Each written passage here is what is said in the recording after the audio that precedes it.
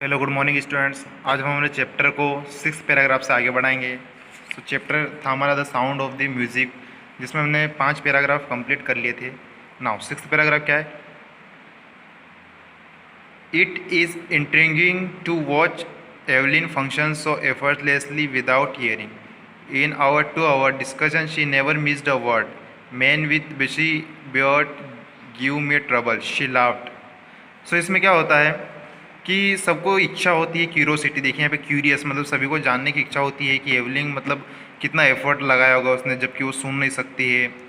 सो ऐसा, और वो मतलब 2 से 3 घंटे उसने बात भी करी उनसे, मतलब एक भी वर्ड मिस नहीं कर पाई वो। सो ऐसा लोग मतलब समझ में नहीं आ रहा था जो भी उससे बात कर रहे थे, ऐसा कैसे हो सकता है। शी लाफ्ड मतलब वो हंसने लगी। Not just watching the lips, it is whole face specially with eyes, she speaks flawlessly with a Scottish lilt. My speech is clear because I could hear till I was 11, she says. But that doesn't explain how she managed to learn French and master basic Japanese. लेकिन वो क्या बोलती है कि जैसे वो 11 year तक, तो जब वो 11 की थी तब तक तो वो सुन पा रही थी, तो वो उनसे बोलती है कि नहीं, मैं सिर्फ लिप्स से नहीं, चेहरे भी समझ सकती हूँ और आसानी से बोल सकती हूँ, क्योंकि मैं जब 11 एज की थी तब तक मैंने क्या है, तब तक मुझे बोलना आता था। सो मैं बिना अटके क्या कर सकती हूँ, बोल सकती हूँ। देखिए यहाँ पे लील्ट दे रखा है, अ वे ऑफ स्पीकिंग। यहाँ पे मीनिंग दे रखे हैं आपको। As for music, she explained, it pours through every part of my body. It tingles in the skin, my cheekbones, and even in my hair. When she plays the xylophone, she can sense the sound passing up the stick into her fingertips. So, अब इसमें क्या बोलती है कि as for she explain, उसने मतलब explain किया कि जब भी वो म्यूज़िक वगैरह बजाती है या जाइलोफोन बजाती है, तो every part of the body मतलब पूरी बॉडी में वो समा जाता है। ठीक है। एंड क्या है, इट टिंगल्स इन द स्किन। टिंगल्स का यहाँ पे दे रखा है कोज द साइड प्रीकिंग, मतलब सेंस अपने आप, मतलब बॉडी के, उसके पूरी बॉडी में क्या है कि जब भी वो कुछ म्यूज़िक वगैरह बजाती है तो उसके जो सेंस रहते हैं पूरी बॉडी में, फिंगर टिप्स वगैरह पे क्या आ जाते हैं, अपने आप उभर आ जाते हैं। इट्स पावर, पावर मतलब समा जाना। By leaning against the drums, she can feel the resonance flowing into her body. On a wooden platform, she removes her shoes so that the vibration pass through her bare feet and up her legs. तो देखिए वो जब भी music बजाती थी, bear bear मतलब नंगे पैर, मतलब पैरों में कुछ नहीं पहनती थी वो, जूते चप्पल। क्यों? क्योंकि जब भी वो म्यूज़िक बजाए तो उसको अच्छे से फील कर सके, इसीलिए वो क्या है, जूते वगैरह नहीं पहनती थी। रेजोनेंस फ्लोइंग, रेजोनेंस देखो, इको ऑफ साउंड मतलब साउंड का रिटर्न आना वापस, तो उसको क्या करती थी, फील करके म्यूज़िक वगैरह को बजाती थी, जाइलोफोन वगैरह। Not surprisingly, Evelyn delights her audience. In 1991 she was presented with the Royal Philharmonic Society prestigious soloist of the year awards, says master percussionist James Blades. तो देखिए उसको जो 1991 था उसको एक अवार्ड मिला था, prestigious soloist of the year. मतलब सोलोइस्ट मतलब जो अकेले ऑर्केस्ट्रा करते हैं या जो अकेले म्यूज़िक बजाते हैं उनके लिए। और जो उसके नॉट सरप्राइजिंगली जो उसके ऑडियंस है वो भी उसको बहुत पसंद करते थे।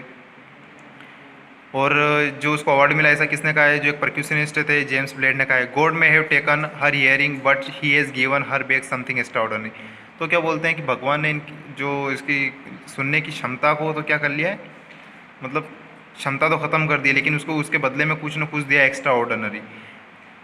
What we hear she feels far more deeply than any of us that she was express music so beautifully. और वो बोलता है कि मतलब ये एवलिन जो है ये अच्छे से फील कर सकती है, और क्या करती है, वापस जो एक्सप्रेशन है उसको क्या करती है, एक्सप्रेस करती है ब्यूटीफुली तरीके से।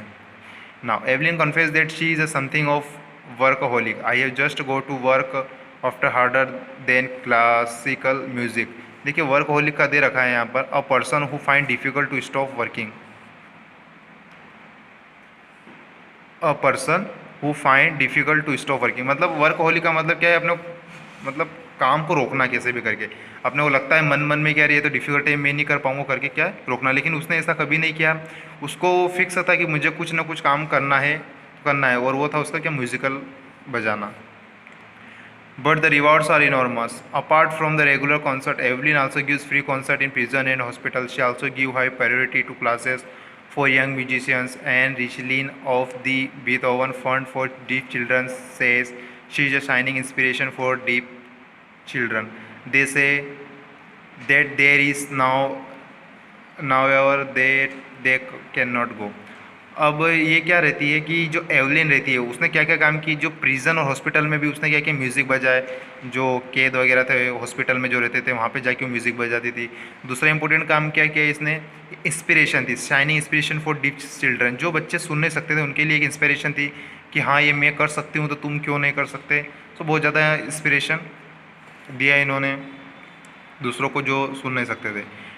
Evelyn Glennie has already accomplished more than most people twice her as.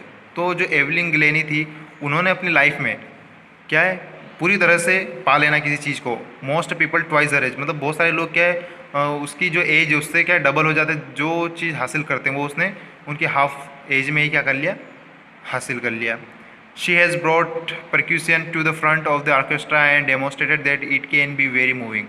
She has given inspiration to those who are handicapped, people who look to her and say, if she can do it, I can. And not least, she has given enormous pleasure to millions.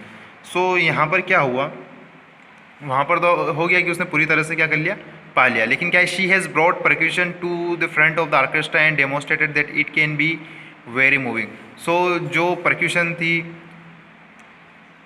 जो मतलब उन्होंने क्या है उसको orchestra के in front of orchestra में भेजना शुरू किया।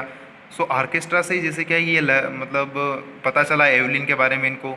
सो जो उसकी परक्यूशन थी, जो ताल वादक थे जो उनको सिखाते थे, उन्होंने उसको क्या है ऑर्केस्ट्रा में भेजकर बताया कि इसके टैलेंट को बताया। She has given inspiration. तो वहाँ से जो हैंडीकैप्ड है, जो मतलब जिसमें कुछ इश्यू है, कोई प्रॉब्लम है, उनको इंस्पिरेशन मिला कि नहीं ये कर सकती है तो हम भी कर सकते हैं। और इन्होंने बहुत सारे लोगों को ऐसा उत्साह दिया